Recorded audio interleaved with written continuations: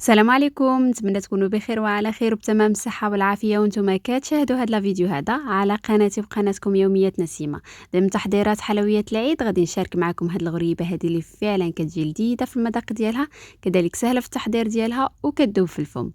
ما كتصدقلكش الغريبة فتفرجي في هذا الفيديو من الاول للاخير وغادي تكون معك ناجحة من اول تجربة وغادي تجي كلها مشقة كيف ما هو واضح في الفيديو، وفعلا كما قلت لكم كتجي لذيذة في المذاق ديالها وكلها معلكة.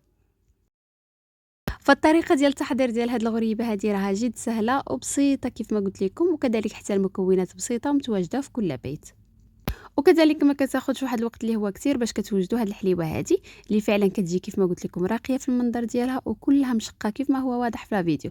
فخليكم معايا من الاول للاخير باش تشوفوا طريقه التحضير ديال هاد الغريبه، ونتمنى انها تنال الاعجاب ديالكم. وغادي نخلي لكم في صندوق الوصف الرابط ديال الغريبه اللي حضرتها بالنكهه ديال الكاكاو اللي فعلا حتى هي كتجي لذيذه في المذاق ديالها وحتى هي سهله في التحضير ديالها. فخليكم معايا من الاول للاخير باش تشوفوا طريقه التحضير ان شاء الله. وبسم الله على بركه الله. هنايا غادي نحتاج المكونات، عندي هنايا جوج ديال البيضات، غادي نحتاج كذلك الكاس من السكر خشن، غنحتاج كذلك نصف كاس اي 50 غرام من الدقيق، وغادي نحتاج كذلك الكاس من الزيت نباتيه. عندي هنايا اللب ديال الحامض، كيف ما لاحظتوا معايا خديت غير داك اللب ديال الحامض والقشره ديال الحامض، كنحاولوا نحيدوا كاع داك البيض باش ما يطلق ليناش المروره في الكاطو ديالنا. غادي نحتاج كذلك واحد ساشي ديال الفانيل سكر، وواحد 7 غرام من خميره الحلويات، وغادي نحتاج ملعقه كبيره من ماء الزهر، وهنايا عندي 350 غرام ديال الكوك. هنا تكون نوعيه جيده اللي كتطلق هكذايا شويه ديال الزيت باش تجي عندنا الحلوه ديالنا معلكه. هادو هما المكونات اللي غنحتاج. وبسم الله على بركه الله. هنا خديت واحد البول اللي غادي نوضع فيه القليل من الملح وواحد القبيصه ديال الملح، غادي نضيف لهم كذلك جوج ديال البيضات كيف ما كتلاحظوا معايا. غادي نضيف هنايا كذلك البودر ديال الفانيل سكر، يمكن لكم تستعملوا فانيل سائل يعني كيبقى لكم الاختيار. غادي نضيف كذلك اللب ديال الحامض والحامض.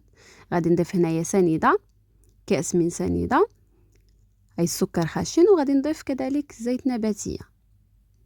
غنضيف هنايا ملعقه ديال ماء الزهر، وغادي نخلط هاد المكونات مزيان بالميكسر كيف ما كتلاحظوا معايا حتى كنحصلوا على واحد الخليط اللي كيرجع عندنا يعني كله متجانس مع بعضه بعض.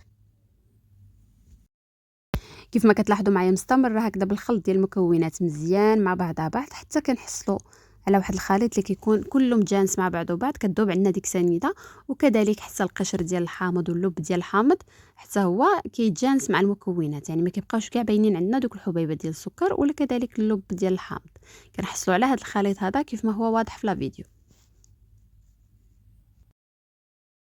صافي، وهنايا من بعد ما خلطت الخليط ديالي مزيان غادي نضيف هنايا الكوك كيف ما قلت لكم 350 غرام ديال الكوك، تكون من نوعيه جيده اللي كتطلق هذاك الليدام. غادي نضيف عليها كذلك 50 غرام من الدقيق، غنضيف هنايا 7 غرام من خميره الحلويات اي بيكين باودر، وصافي كنخلط هاد المكونات ديالي مزيان. كنحاول نخلط المكونات كلها مزيان مع بعضها بعض،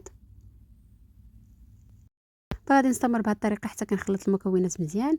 هنا كيف ما كتلاحظوا معايا راه كيبقى يلتصق هكذا في اليد، ولكن غير زيدوا خلطوا مزيان هكذا حتى كينسجموا كلشي العناصر مع بعضها بعض كيف ما هو واضح في لا فيديو. راه فعلا هاد الحلوه كيف ما قلت لكم او هاد الغريبه راه كتجي معلكه لذيذه في المذاق ديالها، وكذلك راه سهله في التحضير ديالها بمكونات اللي هي بسيطه. وحتى لو ما كانش كتنجح معكم الغريبه، مثلا الغريبه ديال السميده او اي غريبه كتجي الشكل ديالها يعني يا اما كبير في الحجم يا اما ما كتشققش كاع معكم ابدا، فهذه راه غادي تكون ناجحه معكم من اول تجربه. فهنايا قسمت انا الغريبه ديالي على 3 ديال الشكيلات كيف ما غادي تلاحظوا معايا، وغادي نكهم بالنكهات. كيبقى لكم الاختيار في النكهه اللي بغيتوا تضيفوها للغريبه ديالكم. مثلا هنايا خديت واحد القليل من الغريبه ديالنا وضفت ليها هنايا النكهه ديال الفرomboise اللي كذلك مع الكولورون ديالها. هنا غادي نخلطها مزيان عفوا مع بعضها بعض حتى كتعطينا داك اللوين هكذا، كيف ما غادي يكون واضح في لا فيديو هكذا وردي. يبقى لكم الاختيار كيف ما قلت لكم في النكهات. النكهه الثانيه غادي نضيف فقط الملون اصفر لانه ديجا عندنا الحلوه ديالنا منكهه بالحامض، ضفت ليها فقط الملون اصفر وفيه واحد النكهه خفيفه ديال الحامض يعني ماشي مكونسونطري بزاف كيف ما كتلاحظوا معايا هادي. اما بالنسبه للاخرى فخليتها يعني باللون ديالها. يمكن لكم تضيفوا النكهه ديال البيستاج باش يعطيكم واحد اللون مغاير، يعني كتجي الغريبه ديالكم في اللون الخضر وهكذا في الصفار وكذلك في الوردي، يعني كيبقى لكم الاختيار على حسب النكهات اللي بغيتوا تضيفوها. هنا كيف ما كتلاحظوا معايا خديت السكر كلاصي وكذلك عندي الماء ديال الزهر. كنغطس يديا في الماء ديال الزهر غير هكا بالقليل، وكنبدي نشكل الغريبه ديالي بهذا التشكيل هذا. كنخليو الغريبه ديالنا شويه واقفه، يعني ما كنبسطوهاش مزيان ملي كنحاولوا نكوروها هكذا في اليد ديالنا كيف ما هو واضح في لا فيديو البنات. باش هكا من بعد ما غادي نوضعوها في الفران تاخذ لا فورم ديالها، كتزيد تسيح شويه وكتجي هذيك هي مشقه.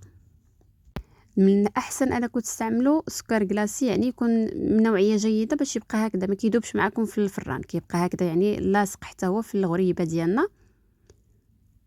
وغادي نستمر بهذه الطريقه. كيف ما كتلاحظوا معايا كنغطس يديا بالقليل من ماء الزهر، غير كنبلل هكذا الاصابع ديالي وكنشكل الحليوه ديالي، كنغمدها مزيان، كنمرمدها في داك السكر كلاصي وكنحطها في الصني اللي وضعت ليه هنايا ورق ديال الفرن، وكنستمر بهذه الطريقه حتى كنكمل الحليوه ديالي. الا عجبتكم هاد الغريبه هذه ما تنسونيش بالتعاليق ديالكم، كذلك باللايكات ديالكم. كيف ما قلت لكم غادي نخلي لكم الروابط ديال الغريبات اللي كنت حضرت من قبل في صندوق الوصف، الا بغيتوا تجربوهم حتى هما، راه حتى هما كيجيو ناجحين من اول تجربه وكذلك ساهلين في التحضير ديالهم. هنا من بعد ما كملت البلاطو ديالي الاول كيف ما غادي تلاحظوا معايا، غادي نوريكم كيفاش غادي نضغط عليه غير هكذا ضغطه خفيفه بالاصبع ديالي. وهنا من بعد ما شكلت الصني ديالي الاول غادي ندخلو الفران على درجه حراره 180 درجه، كنشعل عليه من الفوق والاسفل، ما كنخليوهش يطيب بزاف حتى كيتحمر. غادي غير واحد شويه ونحيدوه، مين كتبان لكم صافي تشقات كتحيدوه، يعني صافي ما كتخليوهاش يعني طيب بزاف باش بقى لكم هكذا ديك التعليكه فيها.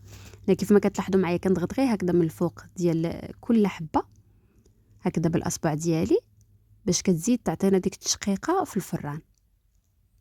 بالنسبه للطياب البنات راه ما كتاخذش واحد الوقت كتير، ماكسيموم واحد 10 دقائق كلها وكنحيدوه، لحقاش باش تبقى لكم هذيك التعليكه في الحلوه ديالنا في الغريبه ديالنا من بعد ما طيب. وهنايا دخلتها للفران غادي نستمر بنفس الطريقه. هنايا كملت كذلك الصني ديالي الثاني حتى هو كنعمل ليه نفس الطريقه كيف ما كتلاحظوا معايا، كنضغط غير هكذا من الفوق بالاصبع ديالي. شفتوا حتى ملي كنت كنكورها ما كنخليهاش يعني مبسطه، كنخليوها شويه واقفه هكذا. من بعد ملي كنضغطوا عليها هكذا بالاصبع ديالنا راه كتدخلوها الفران كتجي ديك التشقيقه هذيك هي. هنا يمكن لكم تستعملوا فقط كذلك الملعقه هكذا وتضغطوها هكا من الفوق فقط. وبالنسبه للاخوات اللي عندهم فران ديال الغاز يمكن لكم انكم تعملوها اول شيء لتحت، تشعلوا عليها من الفوق، يعني تخليوها حتى كتشقق تماما، عاد ديروها الفوق غير واحد شويه كذلك وتخرجوها صافي. كتجي معلكه الحلوه ديالنا وكتجي كلها مشقه كيف ما كتلاحظوا معايا. انا خرجت الصني ديالي الاول من الفران كذلك هو طاب حتى الصني الثاني، فراه ما شاء الله كلها جات مشقه. وكيف ما كتلاحظوا معايا كتاخذ هاد لافورم هذه كتجي كلها متساويه وكلها نفس الشكل. وهذا هو الشكل ديال الحليوه ديالنا من بعد ما خرجتها من الفران. كيف ما قلت لكم راه فعلا كتجي لذيذه في المذاق ديالها، كتجي معلكه كيف ما غادي تلاحظوا معايا في لا فيديو هنايا، كتجي كتذوب في الفم بطريقه اللي هي سهله في التحضير ديالها بمكونات اللي هي بسيطه. نتمنى لا فيديو يلقاكم في احسن الاحوال وينال الاعجاب ديالكم. الا عجبتكم الطريقه ديال التحضير ديال هاد الغريبه ما تنسونيش بالتعليق ديالكم، كذلك باللايكات ديالكم. اللي زار القناه ديالي عن جديد ما ينساش تفعيل الجرس باش يتوصل ان شاء الله بكل جديد. وكان هذا هو الفيديو ديالنا، وهذه هي الحليوه اللي حضرناها من سلسله حلويات العيد. نتمنى انها تعجبكم. الا عجبكم شي فكره ديال شي حلوه ولا خليوها لي في التعليق ان شاء الله، الا كنت عارفه انني نشاركها معكم وعلاش لا. كيف ما كتلاحظوا معايا جات كلها مشقه وكيف ما قلت لكم معلكه وسهله في التحضير ديالها وكتذوب في الفم. خليت لكم الراحه في فيديو اخر ان شاء الله، ودمتم في رعايه الله وحفظه، ومع السلامه.